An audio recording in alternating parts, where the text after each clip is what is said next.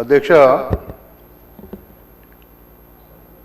ఇది ఒక గ్రేటర్ హైదరాబాద్ అనేటువంటిది ఒక ముఖ్యమైన అంశమైనప్పటికీ మొన్న రంగారెడ్డి జిల్లాలో ఉండేటువంటి 27 మున్సిపాలిటీలను గ్రేటర్ హైదరాబాదులో విలీనం చేసినప్పుడు రేపు ఫ్యూచర్లో మంచి జరుగుతుందని అనుకుంటున్నాము, జరగాలని కూడా కోరుకుంటున్నాం అధ్యక్ష. కానీ రంగారెడ్డి జిల్లా స్వభావం అంతా చెడగొట్టి ఈరోజు అస్తవ్యస్తంగా ఎలా చేసిరంటే అధ్యక్ష, 27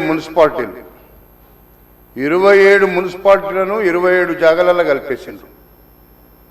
అర్థం సర్థం లేకుండా కనీసం ప్రజాప్రతినిధులలో లేకపోతే ప్రజల యొక్క అవసరాల గురించి వాళ్ళతో మాట్లాడకుండా చేయడం అనేటువంటిది అది మంచిది కాదు. అది రంగారెడ్డి జిల్లా ప్రజలకు జవాబుదారీతనంగా మీరు అక్కడ ఉన్నారు అధ్యక్ష. మీరు కూడా ఇప్పుడు వికారాబాద్ అయి ఉండొచ్చు, అప్పుడు రంగారెడ్డి ఉంది, ఈరోజు రంగారెడ్డి జిల్లా ఉంది. రంగారెడ్డి జిల్లాకు పూర్తిగా అసలు ఎక్కడ కూడా రంగారెడ్డి జిల్లా స్వరూపం లేకుండా రంగారెడ్డి జిల్లా అస్తిత్వాన్ని పోగొట్టడానికి రంగారెడ్డి జిల్లా ప్రజలు మనల్ని క్షమించారు అధ్యక్ష. ఈరోజు ఉన్నటువంటి పరిస్థితిని ఒక్కసారి మనం అర్థం చేసుకుంటే అధ్యక్ష, 300 వార్డులు చేసిండ్రు. కానీ 27 మున్సిపాలిటీలకు సంబంధించి పరిపాలనా సౌలభ్యం ఉండాలని మనం అందరం అనుకుంటాం అధ్యక్ష. ఇది కొంతమంది అధికారుల చేతుల్లోకి వెళ్ళిపోయి ఎవరిని సంప్రదించకుండా, మీరు ప్రజాప్రతినిధులను సంప్రదించలేకుంటే మీ ఇష్టం, కానీ కనీసం ప్రజల యొక్క మనోభావాలను తెలుసుకోవాలి. ఎక్కడ ఏ ప్రాంతం ఉందో, ఎక్కడ ఏ వార్డు పెట్టాలో, ఎక్కడ ఏ సర్కిల్ పెట్టాలో కనీసం అక్కడ ఉండేటువంటి ప్రజలకన్నా తెలవాలి కదా అధ్యక్ష. ఈరోజు 27 మున్సిపాలిటీలలో ఇప్పటికే రంగారెడ్డి జిల్లా 3 ముక్కలయ్యింది. పోనీ ఇప్పుడన్నా ఈరోజు రంగారెడ్డి జిల్లాలో ఉండేటువంటి 27 మున్సిపాలిటీలు అధ్యక్ష, వచ్చే ఆదాయం అంతా రంగారెడ్డి జిల్లా. ఈ రాష్ట్రంలో ఉండేటువంటి అందరికీ అన్ని జిల్లాలకు రంగారెడ్డి జిల్లా నుంచి డబ్బులు వస్తున్నాయి. కానీ రంగారెడ్డి జిల్లాకు అన్యాయం జరుగుతుంటే రంగారెడ్డి జిల్లాలో ఉండేటువంటి ప్రజలకు న్యాయం చేయలేకపోతే రంగారెడ్డి జిల్లా ప్రజలు క్షమించారు అధ్యక్ష. ఈరోజు నేను నిజంగా చెప్పాలంటే చాలా సందర్భాల్లో చెప్పిన, రంగారెడ్డి జిల్లాలో ఉండేటువంటి మున్సిపాలిటీలను విలీనం చేసినప్పుడు ముఖ్యమంత్రి గారు ఒక నిర్ణయం తీసుకున్నాడు, మంచి చేయాలని కోరుకుంటున్నాడు.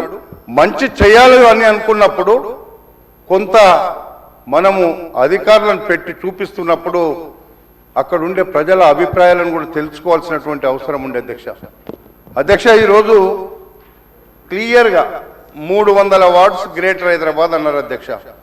గ్రేటర్ హైదరాబాద్లో ఉండేటువంటి 300 వార్డులను 12 జోన్లుగా చేసిండ్రు అధ్యక్ష, 60 సర్కిల్గా చేసిండ్రు.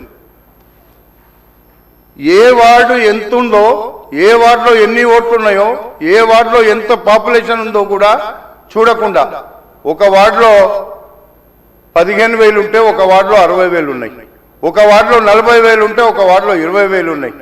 అది సక్రమంగా జరగలేదు.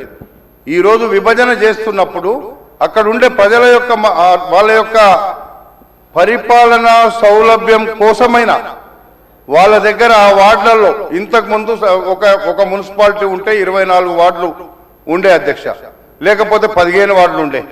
ఆ 24 వార్డులు 15 వార్డులలో వార్డు వైజ్గా ప్రజలతోని ఆ లోకల్గా ఉండేటువంటి వాళ్ళతోనన్నా సంప్రదించి ఏ వార్డు ఎక్కడ ఉండాలి.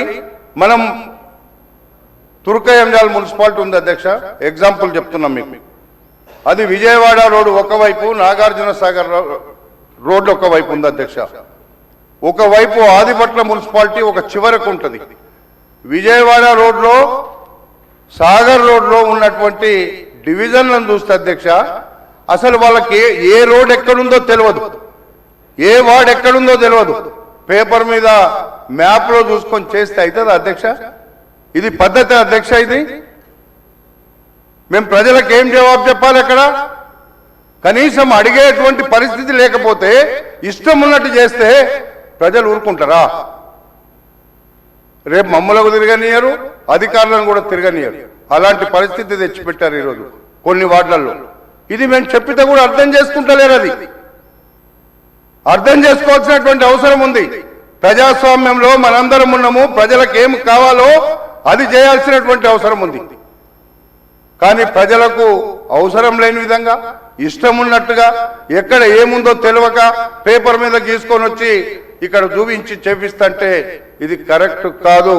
ప్రజలు క్షమించరు. ఇప్పటికే రంగారెడ్డి జిల్లాను 4 ముక్కలు చేసిండ్రు.